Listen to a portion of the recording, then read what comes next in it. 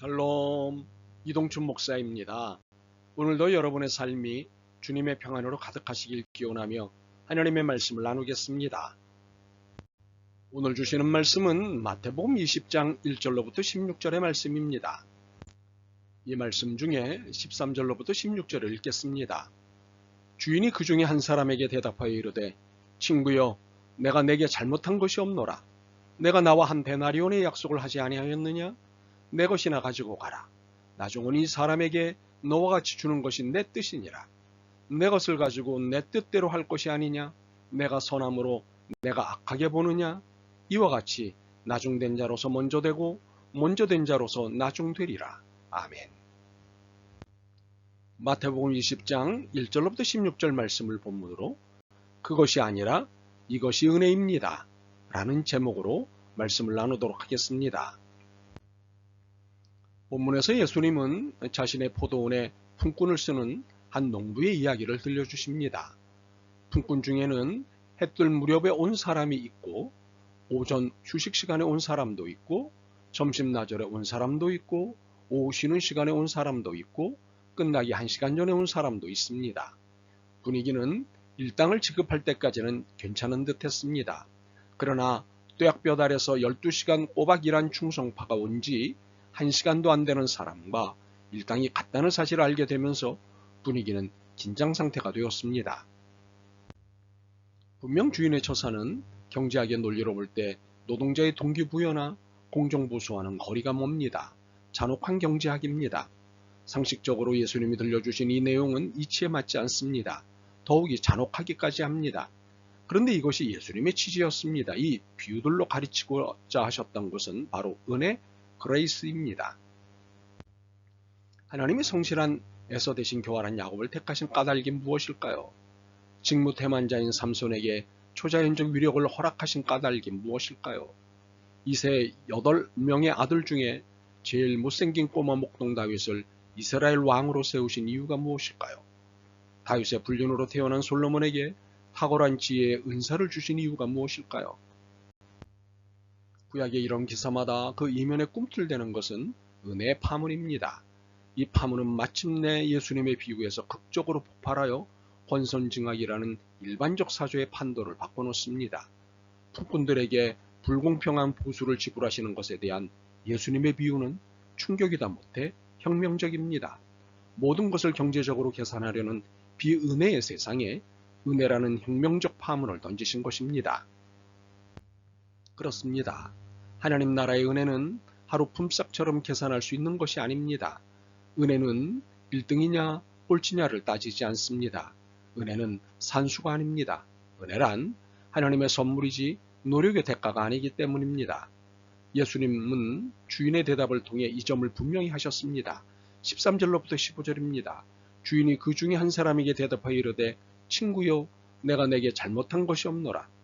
내가 나와 한 데나리온의 약속을 하지 아니하였느냐? 내 것이나 가지고 가라. 나중은 이 사람에게 너와 같이 주는 것이 내 뜻이니라. 내 것을 가지고 내 뜻대로 할 것이 아니냐? 내가 선함으로 내가 악하게 보느냐? 비유에 나오는 주인은 품꾼들을 속이지 않았습니다.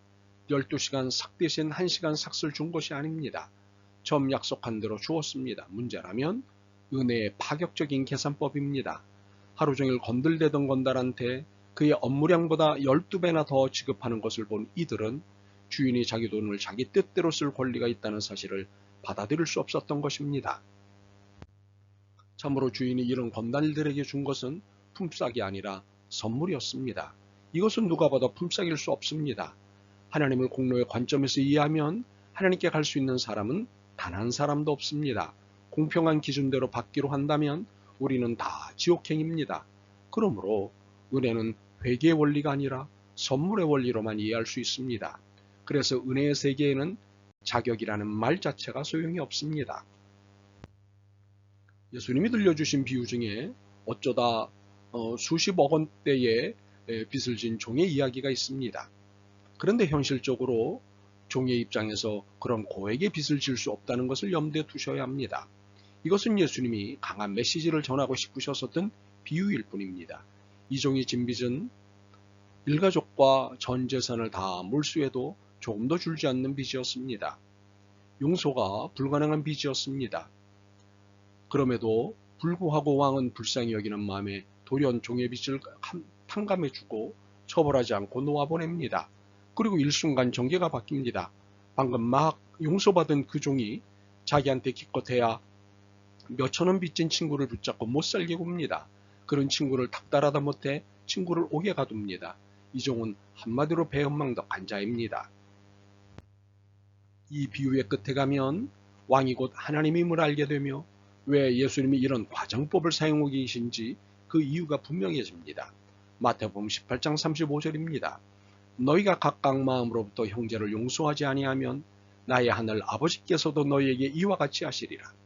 하나님은 우리의 산더미 같은 빚을 이미 탕감해 주셨고 거기에 비하면 다른 사람이 우리한테 한 잘못은 개미집 정도밖에 안 된다는 사실입니다. 이것이 남들을 대하는 우리의 태도가 되어야 한다는 것입니다. 하나님께 받은 그 큰 용서를 생각할 때 어떻게 서로 용서하지 않을 수 있을까요? 은혜는 소위 하나님에 대한 딜레마를 해결해 줍니다. 성경을 읽어보면 인간을 향한 하나님의 마음에 긴장이 흐르고 있음을 감지할 수 있습니다. 하나님은 한편으로는 우리를 사랑하시지만 다른 한편으로는 우리의 행동에 반감을 느끼십니다. 인간 안에서 하나님의 형상을 보시길 원하시지만 고작해야 깨어져 흩어진 조각만 보이기 때문입니다. 그것도 간신히 보일 뿐입니다. 그런데도 하나님은 인간을 포기할 수 없다며 우리를 찾아 말씀하십니다. 이사야 55장 8절과 9절입니다. 이는 내 생각이 너희의 생각과 다르며 내 길은 너희의 길과 다름이니라. 여호와의 말씀이니라. 이는 하늘이 땅보다 높음 같이 내 길은 너희의 길보다 높으며 내 생각은 너희의 생각보다 높으니라. 이 말씀에서 하나님은 용서의 열망을 표현하십니다. 참으로 창조주 하나님은 그 어떤 간격과 장애물이 하나님과 우리 사이를 막아도 화해하시며 용서하신다는 것입니다. 선지자 미가는 말했습니다. 미가 7장 18절입니다. 주께서는 이내를 기뻐하심으로 노를 항상 품지 아니하시나이다. 물론 하나님의 상반된 감정, 즉 사랑과 심판이 서로 줄다리기를 할 때도 있습니다. 호세아서 11장 6절로부터 9절을 보면 하나님이 그 백성을 애틋한 사랑의 회상과 엄중한 심판의 위협 사이를 왔다 갔다 하십니다. 칼이 저희 성읍들을 치며 등과 같은 무서운 경고를 보내십니다. 그러나 이어 바로 하나님의 애절한 사랑을 보내십니다. 그래서 이스라엘 백성은 하나님께 버림을 받아야 마땅했지만 그 마땅한 것이 임하지 않았습니다. 그 이유를 내가 사람이 아니라 하나님이기 때문이다 고 말씀하십니다. 하루 종일 건들대던 건달한테 일한 것보다 12배나 더 지급하는 것을 보고 분노하던 이들에게 내 것을 가지고 내 뜻대로 할 것이 아니냐며 우리를 품삯이 아닌 선물의 관점에서 다루신다고 말씀하십니다. 자식을 돌아오게 할 수만 있다면 하나님은 얼마든지 합리적 계산을 무시하실 수 있으십니다. 이것을 우리는 은혜라고 말합니다. 이 은혜의 정의에는 타협이 있을 수 없습니다. 베드로전서 5장 10절의 표현을 보면 하나님은 모든 은혜의 하나님이십니다. 은혜란 그 무엇으로도 하나님의 사랑을 더 커지게 할 수도 없고 약화시킬 수도 없음을 뜻합니다.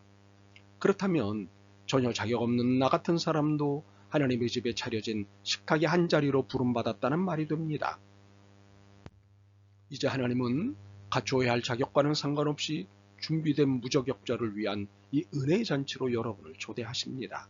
이 은혜의 잔치에는 무엇을 해야 할 것 같은 강박감이 전혀 필요 없습니다. 무엇을 성취해야 한다는 부담감 없이 그냥 은혜의 잔치에 들어가기만 하면 됩니다. 하나님의 사랑이 이미 우리를 위해 모든 것을 다 해놓으셨기 때문입니다. 이 하나님의 사랑과 은혜에 여러분을 초대합니다. 아멘. 주님의 계산법이 이처럼 놀라운 은혜이시고 사랑이시고 생명이심을 다시 깨닫습니다. 이 특별한 은혜의 계산법 앞에 경배드립니다. 영광을 받으시옵소서. 예수 그리스도의 이름으로 기도드립니다. 아멘. 오늘도 여러분의 믿음과 삶을 응원합니다. 사랑합니다.